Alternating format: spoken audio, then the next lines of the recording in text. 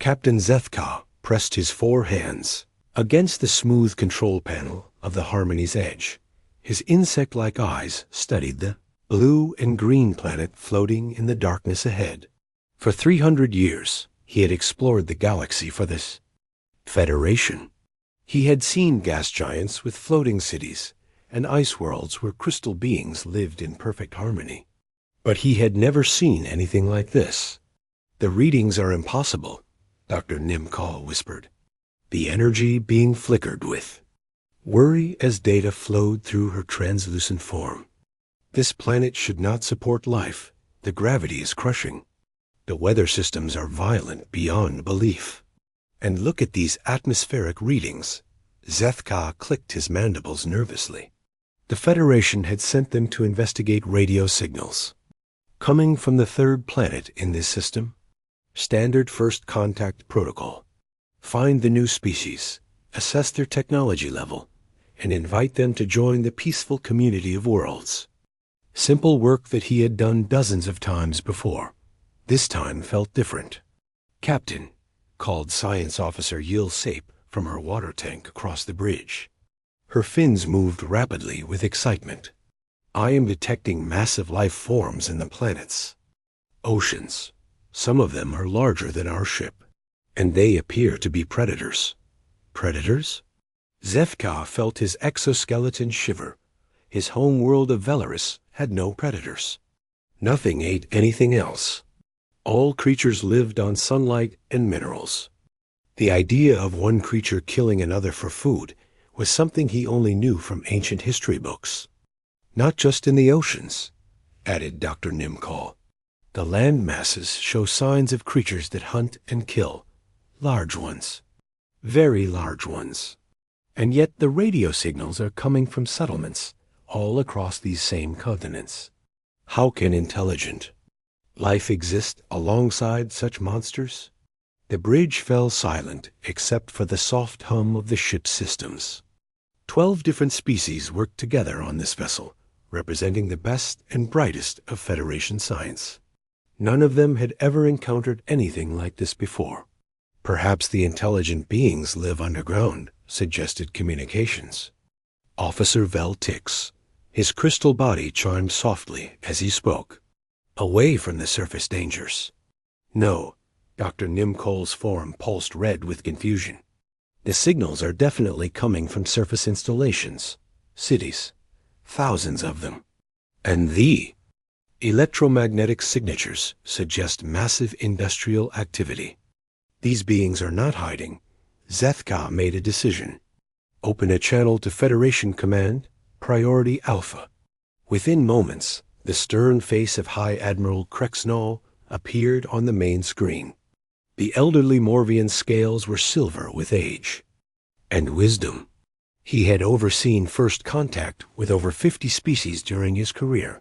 "Report, Captain." "Admiral, we have arrived at the Sol system as ordered. The 3rd planet shows clear signs of intelligent life, but there are complications." "What kind of complications?" Zethka looked at his science officer. Dr. Nimcall's energy form flickered nervously before speaking. "Admiral, this planet registers as a Class 12 on the Deathworld scale." The silence stretched for long seconds. Finally, Admiral Krexnall spoke. "That is impossible. Class 12 worlds cannot support complex life. Our most advanced environmental suits can only protect our people on Class 9 worlds for short periods." "The readings are confirmed, sir. Multiple independent scans. This world has weather systems that could destroy small moons. The atmospheric pressure at sea level would crush most Federation species. The temperature variations are extreme. There are regions where the ground itself burns with chemical fire. Other areas are frozen solid for most of the year. And yet there are cities everywhere." Admiral Krexnall's scales darkened. "Are you certain these beings are native to this world?" "The radio transmissions suggest they call it Earth and refer to themselves as humans. They appear to have evolved here naturally, evolved on a Class 12 death world." The Admiral's voice was barely a whisper. Captain, maintain your distance from the planet. Do not attempt contact until we better understand what we are dealing with. I am sending you additional science teams immediately." The transmission ended, leaving the bridge crew in uncomfortable silence. Captain Veltix's crystal form chimed urgently. "I am receiving new radio transmissions from the planet's surface. The humans appear to be broadcasting entertainment programs. Put it on the main screen." What they saw defied all logic. Creatures that looked vaguely humanoid were throwing themselves from great heights, attached only to thin cords. Others were racing vehicles at impossible speeds through dangerous terrain. Still others were fighting large predatory beasts with nothing but primitive weapons. "This must be historical footage," whispered Dr. Nim Call. "Recordings of their ancient past when they were still struggling to survive on their hostile world." Communications. Officer Veltix adjusted his settings. "No, Doctor. These transmissions are current, and there are thousands of them. The humans appear to be broadcasting these activities for entertainment." Science Officer Yil Sep nearly fell out of her water tank. "Entertainment? They do these things for fun?" More transmissions flooded in. Humans climbing sheer rock faces without safety equipment. Groups of them descending into deep ocean waters, surrounded by those massive predators. Others racing through forests filled with dangerous plants and animals. "Look at this one," Veltix called out. The screen showed a human female standing in front of swirling clouds that flickered with electrical energy. She was speaking calmly, while wind whipped around her with enough force to knock down trees. "She is reporting on the weather," the communications officer translated. "She says this is a normal summer storm system and recommends that people stay indoors unless they have urgent business outside." Captain Zethka felt faint. On his home world, the slightest change in weather patterns caused planetary alerts. Emergency shelters opened, and all outdoor activities stopped immediately. This human was standing in what looked like a world-ending catastrophe and calling it normal. "Captain," Dr. Nemkol's voice was shaking, "I have been analyzing their industrial centers.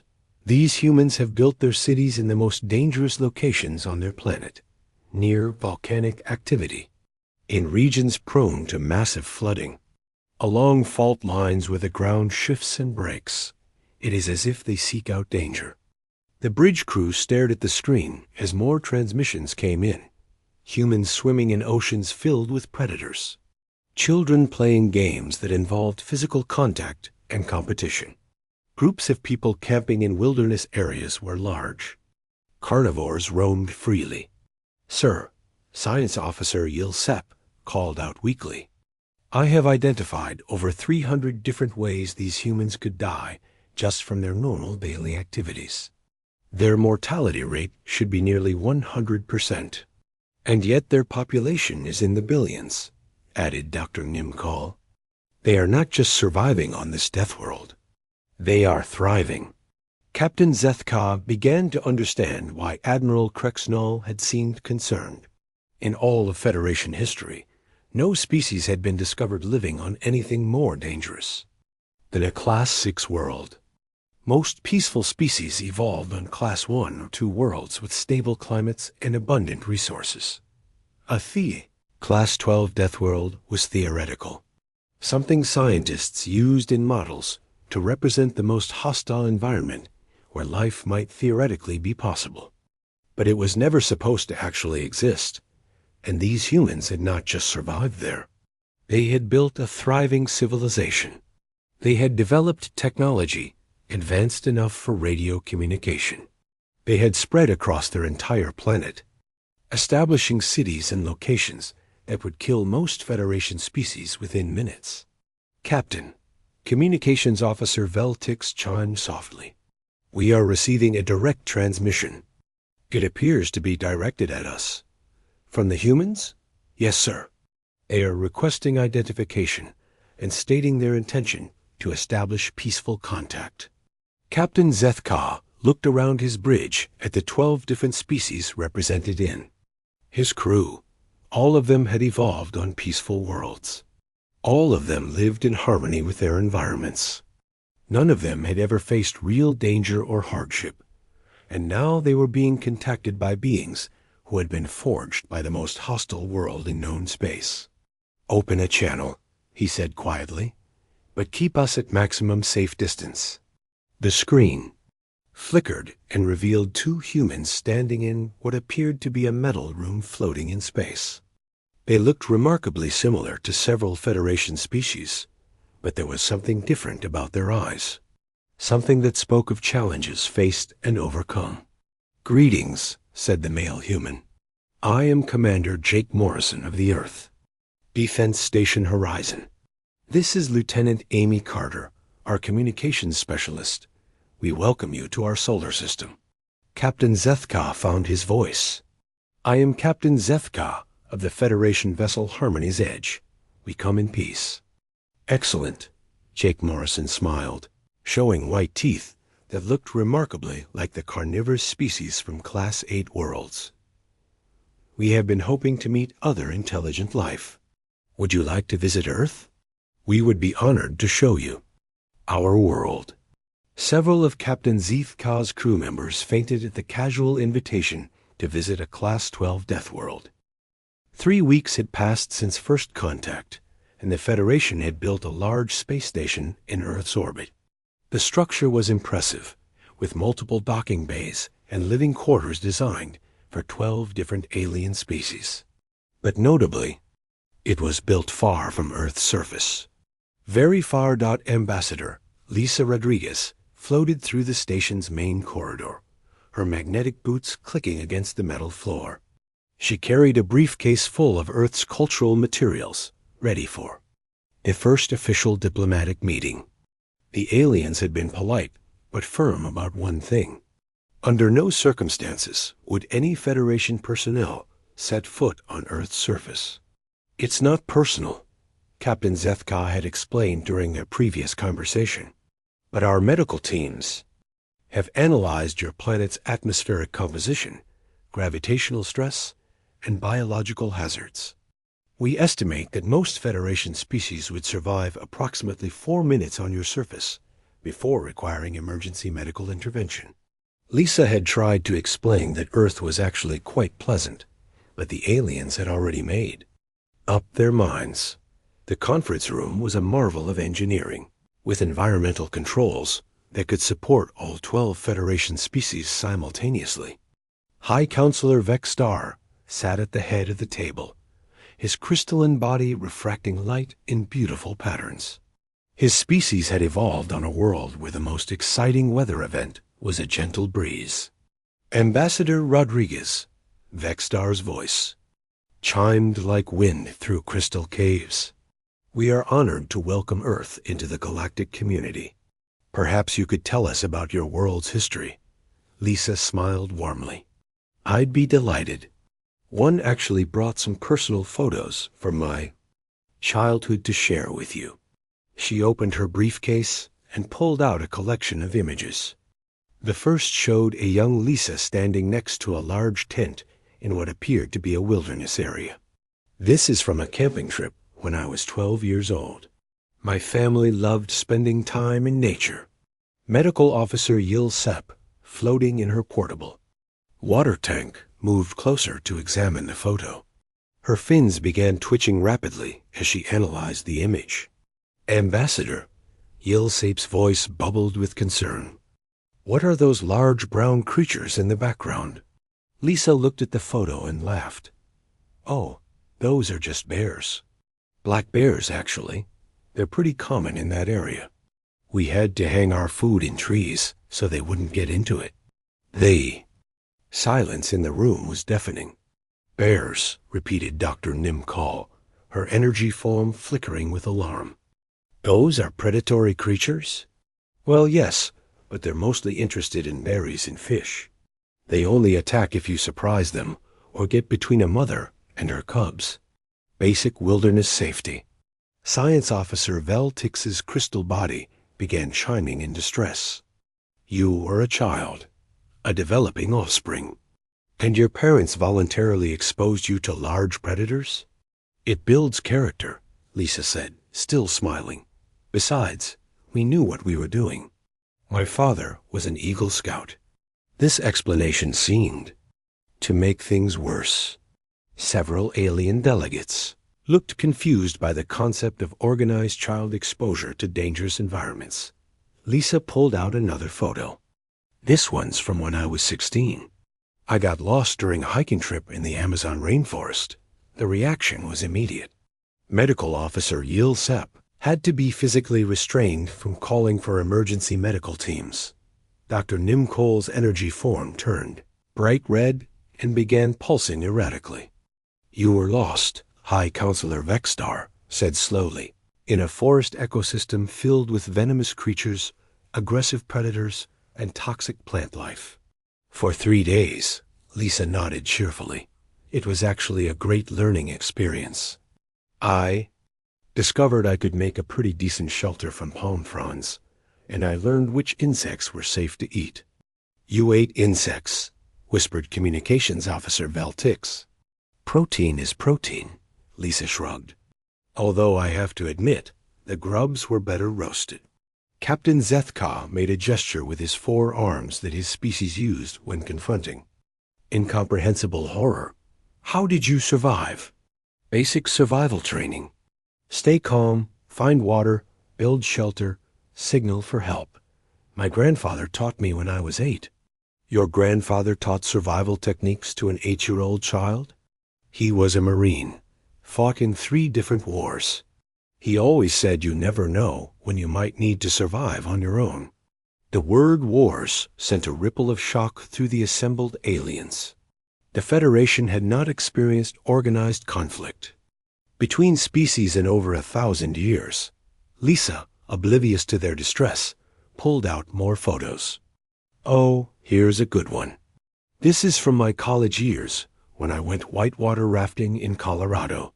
The image showed Lisa and several other young humans riding in a small boat through churning white water, surrounded by sharp rocks and steep cliffs. All of them were laughing. The rapids were Class V that day, Lisa explained.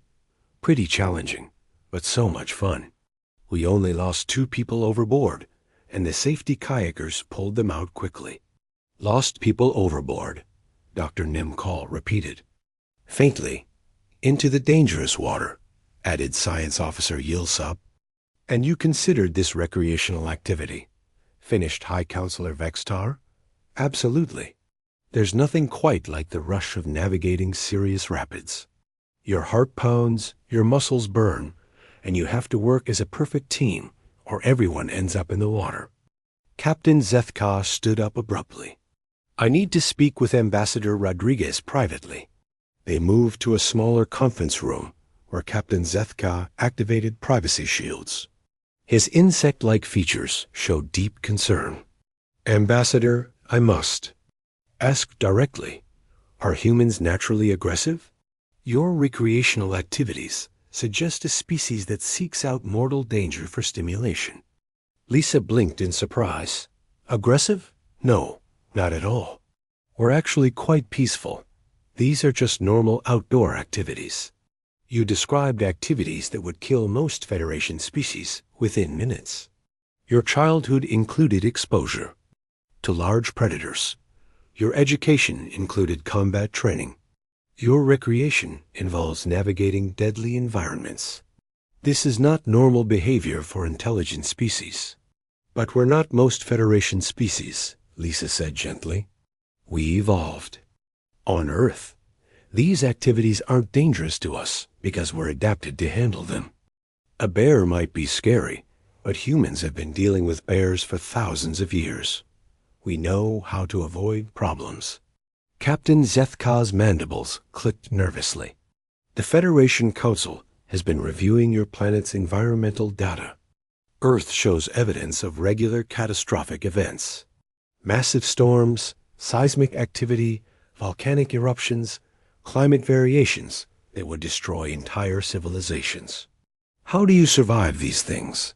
We build strong houses, have early warning systems, and we evacuate when necessary. During hurricane season, everyone just stocks up on supplies and rides it out. It's not really a big deal. Hurricane season, Captain Zethka repeated weakly, usually runs from June through November. Though with climate change, the patterns are shifting a bit. Before Captain Zethka could respond, an alarm sounded throughout the station. Emergency lights began flashing, and a computerized voice announced a priority message from Federation Command. They returned to the main conference room where High Admiral Krexnall's image appeared on the large screen. His scaled features looked grim. All personnel, we have a situation. Our deep space monitoring stations have detected a Federation exploration vessel in distress near the Kepler system. The ship encountered a Class 8 world that proved more hostile than expected. The crew is trapped on the surface and suffering severe environmental exposure. Captain Zethka stepped forward. Admiral, what is the planet's classification? Extreme temperature variations, violent weather systems, and aggressive local wildlife. Our best rescue teams estimate it would take 6 months to develop proper environmental equipment for a surface mission. Lisa cleared her throat. Excuse me, Admiral. Did you say Class 8? Admiral Krexnall's expression showed surprise. Yes, Ambassador Rodriguez. Far too dangerous for immediate rescue operations. If I may ask, what kind of environmental challenges are the crew facing? Temperature ranges from -40 to +50 degrees. Frequent electrical storms. Local predators approximately the size of your earth tigers. Rocky terrain with unstable footing. Lisa nodded thoughtfully. That sounds like a Tuesday in Montana during winter, with some mountain lions thrown in. The silence stretched for several seconds. Ambassador, Admiral, Krexnall said carefully, are you suggesting that these conditions would not be immediately lethal to humans? Not immediately, no. Challenging, sure, but definitely survivable with basic equipment and training. Captain Zethka and Admiral Krexnall exchanged looks. The same thought was occurring to both of them simultaneously. Ambassador Rodriguez, Admiral Krexnall said slowly, would humanity be willing to assist in a rescue operation? Lisa smiled brightly. Of course. When do we leave? In the background, Medical Officer Yulsep quietly fainted into her water tank, while Dr. Nim Cole's energy form flickered like a broken light bulb. Security Chief Ben Parker chose that moment to enter the conference room, still wearing his workout clothes and carrying a towel. He had been using the station's gymnasium, which the aliens had designed to simulate low-gravity exercise. Hey, Lisa, Ben said casually. Great workout. I had to turn the gravity up to Earth normal, though. Hope that's okay with everyone. 3 more alien delegates fainted. The Federation rescue mission launched 3 days later. Captain Ryan Foster stood in the command center of the human vessel Eagle's Flight, watching as 12 different alien ships maintained a careful distance from the distressed planet below. The world looked peaceful enough from orbit, with swirling white clouds and patches of green and brown land. Doesn't look too bad, commented Dr. Kate Williams, the expedition's xenopsychologist. She floated beside him in her environmental suit, studying the data feeds from the Federation sensors. That's what worries the aliens, Ryan replied. They keep calling it a Class 8 Deathworld. Apparently, that's supposed to be really dangerous. Through the communication system, they could hear the ongoing debate between Federation commanders. High Admiral Krexnall was arguing with several ship captains about the rescue plan. The surface conditions are clearly beyond acceptable parameters, Captain Zethka was saying. Our environmental suits can provide protection for perhaps 2 hours. The human volunteers claim they can operate for days without specialized equipment. It sounds impossible, added another voice, belonging to Commander Yexal of the Etherian science vessel. No known species can survive extended exposure to such conditions. Dr. Williams activated her communicator. Federation Command, this is Dr. Kate Williams. We've reviewed your planetary data. The environment looks similar to northern Canada during winter, with some desert regions thrown in. Really not that extreme. The communication channel went silent for several long moments. Dr. Williams. High Admiral Krexnall's voice came back carefully. Our readings show temperature variations that would cause immediate tissue damage to most Federation species. The atmospheric pressure alone requires specialized breathing apparatus. Admiral, with respect, most Federation species evolved on worlds with very stable conditions. Humans are different. We're used to environmental challenges. Captain Ryan Foster stepped forward. Admiral, we appreciate the Federation's concern, but we'd like to demonstrate that this planet isn't as dangerous as you think. Would you be willing to allow some of your people to observe a controlled test? 2 hours later, the most elaborate viewing platform in Federation history had been constructed in orbit above the planet. Representatives from all 12 Federation species gathered to watch what they expected to be either a breakthrough in environmental science or a horrible disaster. Champion Krexnall stood at the center of the observation deck, his massive armored form impressive even among the diverse alien gathering. His species had conquered 12 different worlds through superior military tactics and advanced technology. He was considered the Federation's greatest warrior. I do not understand why. We are observing humans attempt the impossible, Krexnall rumbled through his translator. If these conditions are truly manageable, I should be able to handle them as well. Observer Xing Yao, a graceful being with membranous wings, fluttered nervously beside him. Champion, your species is indeed formidable, but remember that even your homeworld is classified as only Class 3. This world rates Class 8. Numbers on a scale. Krexnall dismissed. Warfare has taken me to hostile environments before. On the planet's surface, Captain Ryan Foster and Dr. Kate Williams had landed their small shuttle in what the Federation considered to be the least hostile region available. The area looked like a cross between the Rocky Mountains and the Sahara Desert, with rocky outcroppings, sparse vegetation, and a bright sun beating down from a clear sky. Surface temperature is 43 degrees Celsius, Ryan reported through his communicator. Light breeze from the southwest. Humidity is low. Pretty nice day, actually. In orbit, several Federation observers had to be given medical attention when they heard a human describe 43-degree heat as nice. Beginning standard reconnaissance patrol, Dr. Williams added. She was wearing nothing more than standard. Military fatigues, boots, and a wide-brimmed hat for sun protection. The terrain is rocky but stable. Visibility is excellent. The Federation observers watched in growing amazement as the two humans began. Walking across what their instruments indicated was a lethal hellscape. Every reading showed conditions that should have killed them within minutes. How are they moving? So easily? Wondered Science Officer Yil Sepp from her mobile water tank. The gravitational stress alone should make movement difficult. The gravity is only slightly higher than Earth normal, Ryan's voice came through clearly. Maybe 10%. It's like wearing a light backpack. Champion Krexnall watched the display with growing frustration. His warrior's pride was being challenged by these soft-looking humans, who were casually strolling through an environment that Federation science deemed instantly lethal. I request permission to join the surface mission, he announced suddenly. Observation deck fell silent.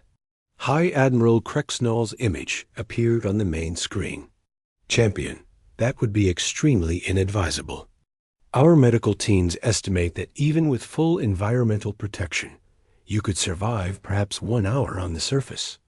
Then I will prove that Federation warriors are not inferior to these humans, Krexnall declared. I accept the challenge. Doctor.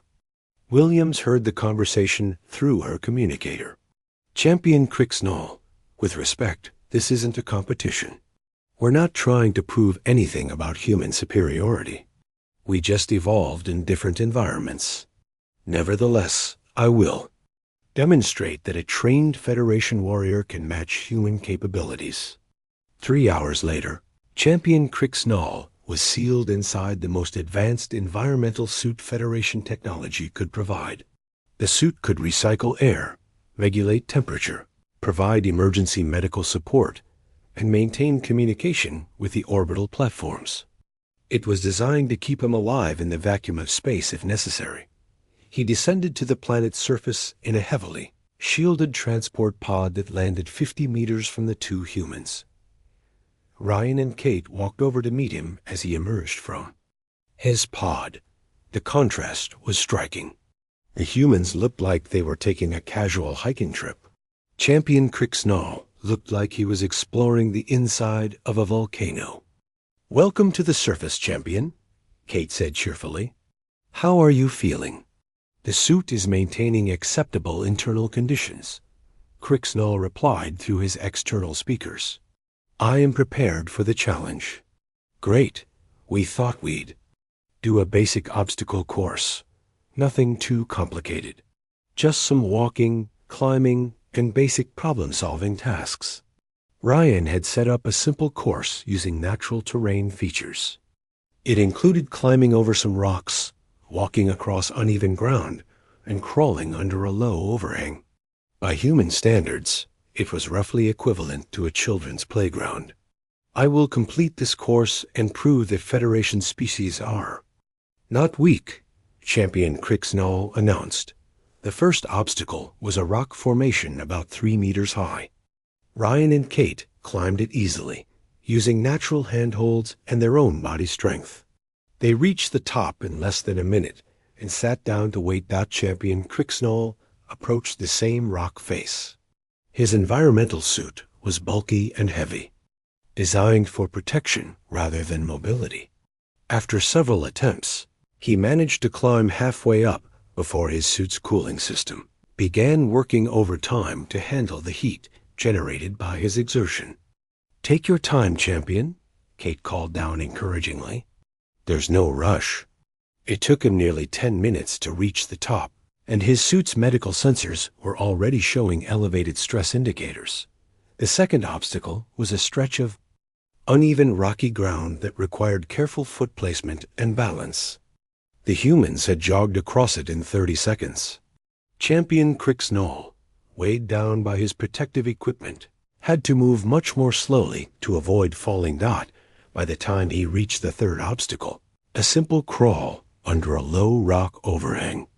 Champion Crixnall was breathing heavily, and his suit's environmental systems were working at maximum capacity. "Champion," came High Admiral Crixnall's voice through the communicator.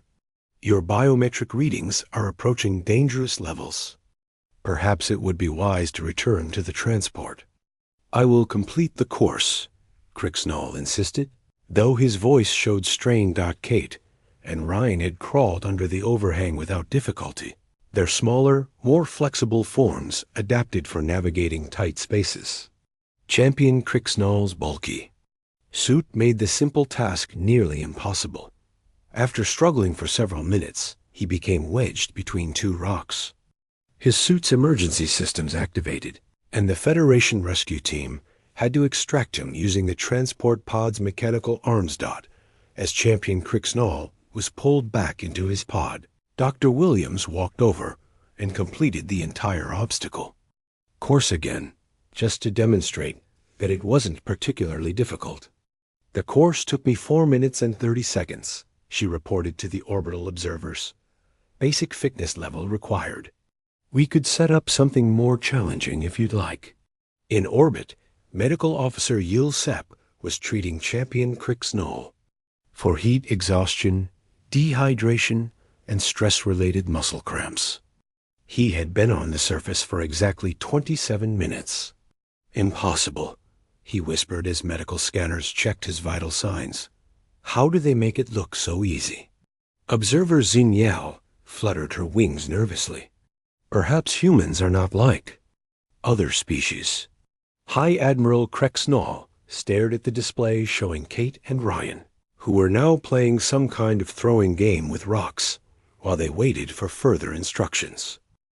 6 months after the first contact with Earth, the galaxy faced its worst crisis in 1,000 years. The Devourer Hive had emerged from the dark space beyond the rim, attacking Federation worlds with a brutality that shocked the peaceful species. Of the galactic community, Admiral John Hayes stood on the bridge of the Earth defense ship Liberty, watching the tactical displays that showed the Federation's desperate situation. 12 worlds had already fallen to the Devourers, and the Federation military was struggling to mount an effective defense. "Their strategy is unlike anything we've seen before," explained War Master Groktool through the communication link. The massive reptilian commander looked exhausted, despite his species' legendary endurance. "The Devourers don't just conquer worlds.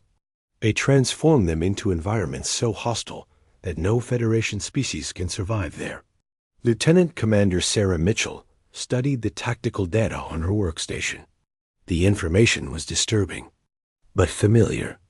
"Admiral, look at these environmental readings from the conquered worlds."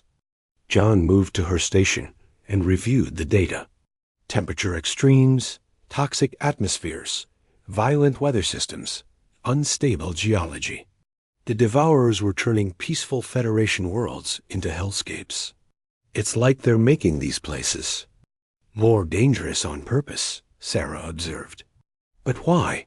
The answer came from an unexpected source. Scout Prime Vel Kiss appeared on the main screen, his desert-adapted form showing signs of recent combat stress. His species were the Federation's best reconnaissance specialists, evolved on one of the few naturally challenging worlds in Federation space. "Admiral Hayes, I have intelligence from the front lines. The Devourers use environmental warfare as their primary weapon. They release biological agents that make conquered worlds uninhabitable for most species. Then they use the hostile conditions as natural defenses." War Master Groktool's image joined the conversation. "Our forces cannot operate in these transformed environments. Even with full environmental protection, our troops can only function for short periods before requiring evacuation." John Hayes looked at his tactical officer. Sarah was already thinking the same thing he was. "War Master, what kind of environmental conditions are we talking about?" "Extreme temperature variations, toxic atmospheric compounds, corrosive precipitation, unstable terrain, aggressive local wildlife modified by Devourer biotechnology."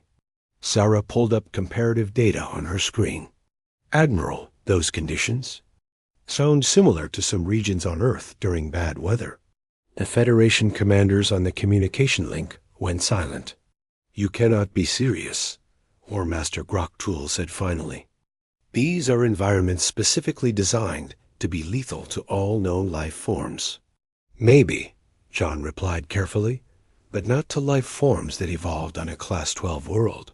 2 weeks later, the first joint Human Federation military exercise in galactic history took place on Kepler 442b, a world the Federation classified as moderately hostile for training purposes.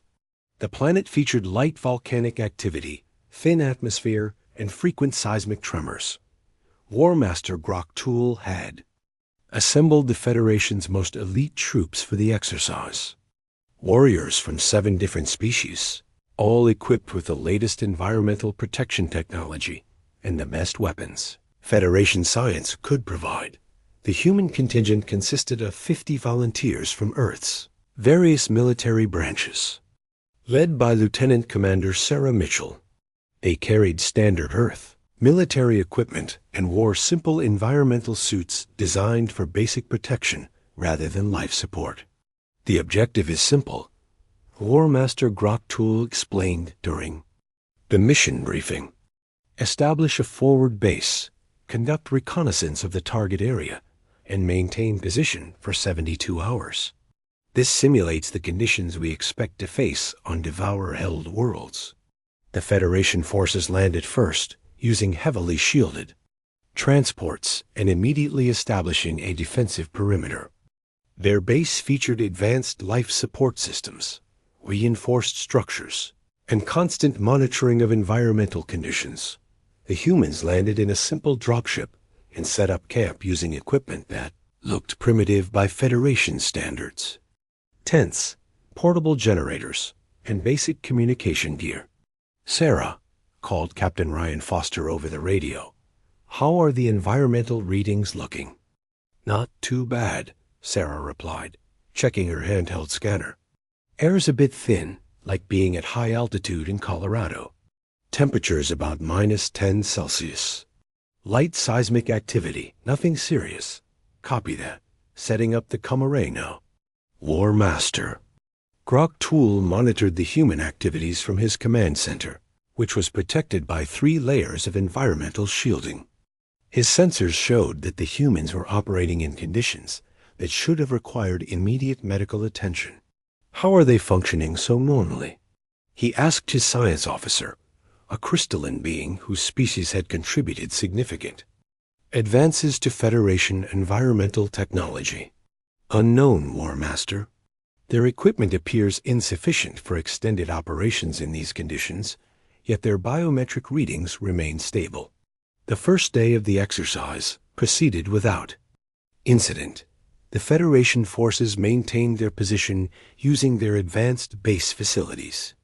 The humans set up patrol routes, conducted reconnaissance missions, and established supply lines. On the second day, the planet's volcanic activity increased. Sulfur dioxide levels rose. Temperature fluctuations became more extreme and seismic. Tremors occurred every few hours. The Federation base activated additional environmental protections and reduced patrol schedules to minimize exposure time. Several alien troops reported stress-related symptoms and required medical attention. The human camp barely changed their routine. Sarah, War Master Grok Tool, called over the communication system. "Are your troops experiencing any difficulties with the increased geological activity?" "The sulfur smell is pretty strong," Sarah replied, "but nothing we can't handle. We've adjusted our patrol routes to avoid the worst volcanic vents." A couple of people mentioned that it reminds them of Yellowstone National Park. Yellowstone National Park? It's a recreational area on Earth. Lots of geothermal activity. Families go there for vacations. War Master Grok Tool stared at his displays. The humans were treating conditions that challenged his best troops as a minor inconvenience, similar to their tourist destinations. The third day brought the worst conditions yet. A major seismic event triggered increased volcanic activity, creating ash clouds and temperature spikes that pushed the Federation's environmental systems to their limits. "All Federation units, this is command," War Master Grok Tool announced.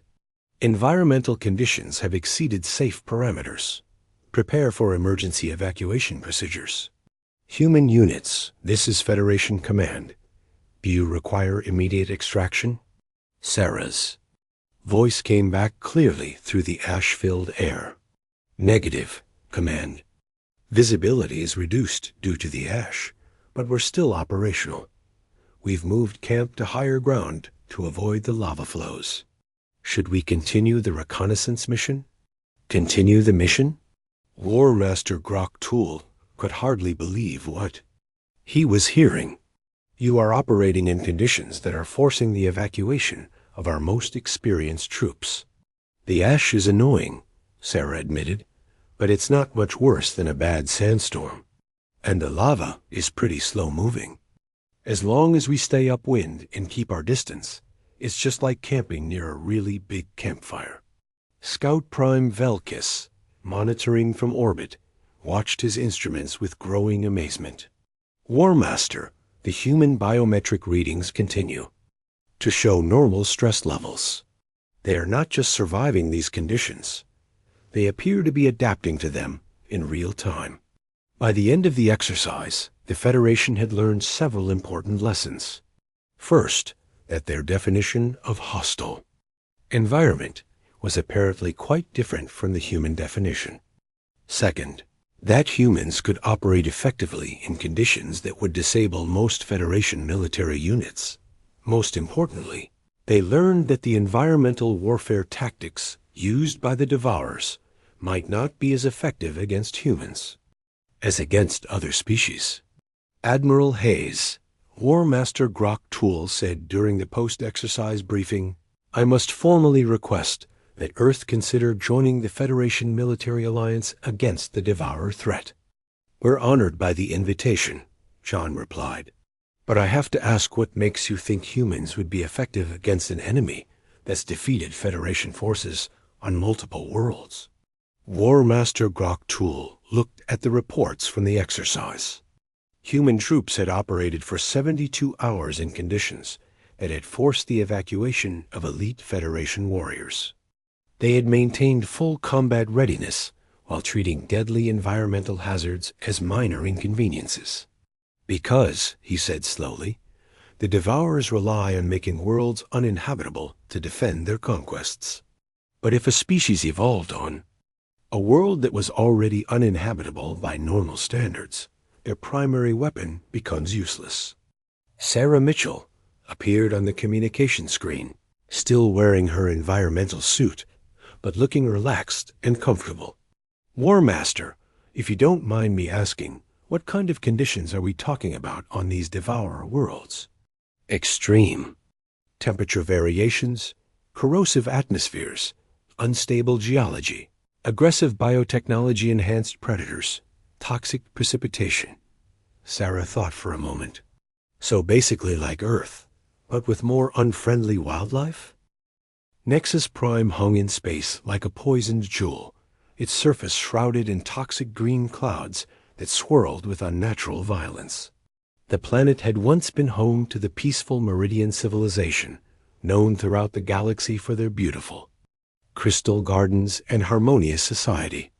Now it served as the primary fortress world of the Devourer Hive. General Marcus Stone stood on the bridge of the human assault ship Defiance, studying the tactical displays with professional interest. The Federation's largest fleet in history surrounded the planet, representing 12 different species and their most advanced military technology. Yet despite their numbers, every previous attempt to retake a Devourer world had ended in failure. "General," called Dr. Helen Torres from her science station. The environmental specialist was practically bouncing with excitement as she reviewed the planetary data. "This is absolutely fascinating. The Devourers have completely transformed the planet's ecosystem." "Fascinating might not be the word I'd use," replied Supreme Commander Keck Volume through the communication link. The elderly Morvian scales had turned gray with stress over the past months of fighting. "Our previous assault forces couldn't survive more than an hour on the surface, even with full environmental protection." Dr. Torres pulled up atmospheric readings on the main screen. "The air is a mixture of sulfur compounds, chlorine gas, and various organic toxins. Surface temperature ranges from 60 degrees Celsius in the lowlands to -40 at the poles. Acid rain, constant electrical storms, seismic instability, and the ground itself appears to be partially liquefied in many areas."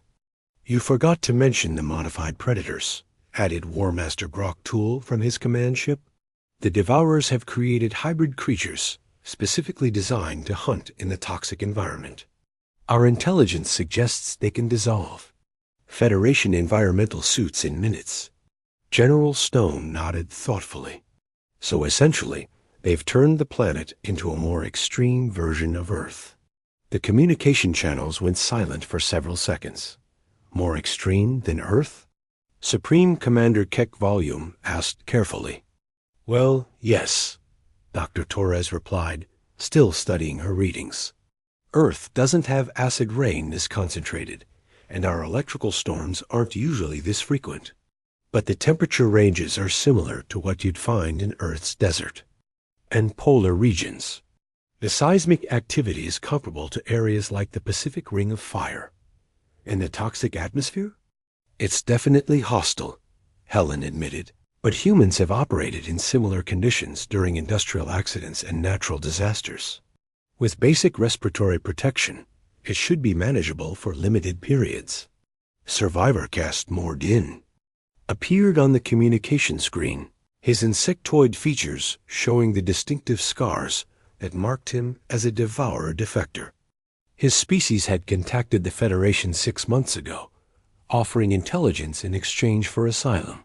"Humans," he said in his mechanical translator voice, "you do not understand. This world was designed to be lethal to all known life.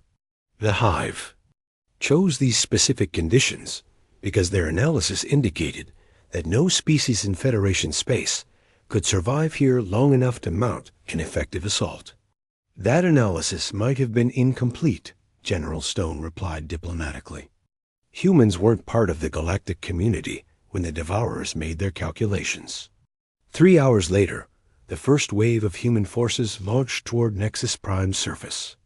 Unlike previous Federation assault attempts, which had required massive environmental support ships and hours of preparation, the human landing was remarkably. SIMPL Dr. Helen Torres rode in the lead transport, wearing a basic atmospheric processor mask and standard military fatigues. She was taking environmental readings and providing real-time analysis of surface conditions.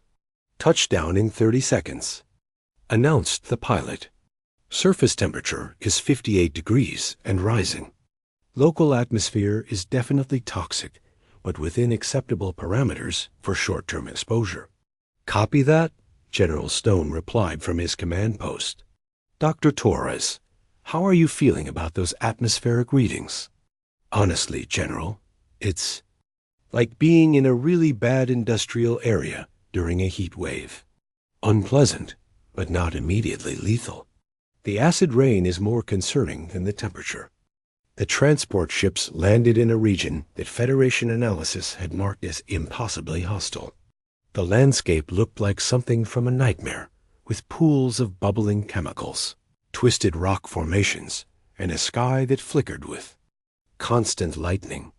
The human troops deployed with efficient professionalism, establishing defensive positions and setting up equipment. To the Federation observers monitoring from orbit, it looked routine. "This is impossible," whispered Medical Officer Yil Sep from her position on the Federation command ship. "The environmental readings show conditions that should cause immediate cellular breakdown in most organic life forms." "Human forces, this is Federation Command," Supreme Commander Keck Volume called down to the surface. "Are you experiencing any immediate medical emergencies?" "Negative, Command," came the reply from Lieutenant Colonel Pete Murphy, the ground force commander. "The smell is pretty awful, and the heat is making everyone sweat, but we're operational. Beginning advance toward the primary Gevauer installation." "War Master." Grok Tool watched his tactical displays with growing amazement. Previous Federation ground forces had required constant medical evacuation and could only operate in small numbers for short periods. The humans were advancing across the hostile terrain as if it were difficult but manageable territory. "Dr. Torres," General Stone called over the communication link, "what's your assessment of the local ecosystem?" Helen's voice came back filled with scientific enthusiasm. "It's incredible, General. The Devourers have essentially created an accelerated version of Earth's early volcanic period. The chemistry is fascinating. There are mineral formations here that could revolutionize material science." "Focus, Doctor," General Stone replied with gentle amusement. "Are the conditions survivable for extended operations?" "Oh, absolutely. It's harsh, but humans have operated in similar environments on Earth. The Yellowstone caldera region has comparable toxic gas concentrations. Some areas of Siberia get colder than this. The Australian outback gets just as hot. The main difference is that all these conditions are happening in the same place."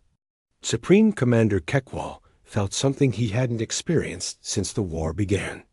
The Federation's most advanced environmental specialists had declared Nexus Prime uninhabitable by any known life form. Human scientists were comparing it to tourist destinations on their homeworld. The advance continued throughout the day. Human forces pushed deeper into Devourer territory, encountering the modified predators that had decimated previous Federation assault teams. The creatures were indeed formidable, with natural armor, toxic secretions, and hunting instincts enhanced by Devourer biotechnology. But they had been designed to hunt prey that couldn't adapt to hostile environments. Humans, who had evolved alongside predators for millions of years, proved more challenging targets. Contact with hostile bioforms, reported Lieutenant Colonel Murphy. Engaging with standard anti-creature protocols. Standard protocols? War Master Groktool asked. You have standard protocols for fighting unknown alien predators? Well, they're big, fast, and have sharp teeth, Murphy replied practically. Not that different from bears or big cats, really. Just uglier and more poisonous. The battle for Nexus Prime lasted 18 hours. Human forces established beachheads in areas the Federation had considered completely inaccessible, advanced through terrain that should have killed them, and fought. Creatures designed to be the ultimate predators. Most importantly, they did it all while treating the apocalyptic conditions as challenging but manageable obstacles. The turning point came when Survivor Costmore Din, monitoring the battle from orbit, requested a private communication with General Stone. Human General, he said, his mechanical voice carrying an emotion that the translator couldn't quite capture. I must tell you something about the Devour strategy. Go ahead. The Hive chose their expansion pattern based on a fundamental assumption. They believed that no species could match their ability to thrive in hostile environments. Their entire military doctrine depends on making conquered worlds uninhabitable for other species. General Stone waited for him to continue. But your species evolved on a world more hostile than the Devourer homeworld, Morgan continued. You are more adapted to dangerous conditions than they are.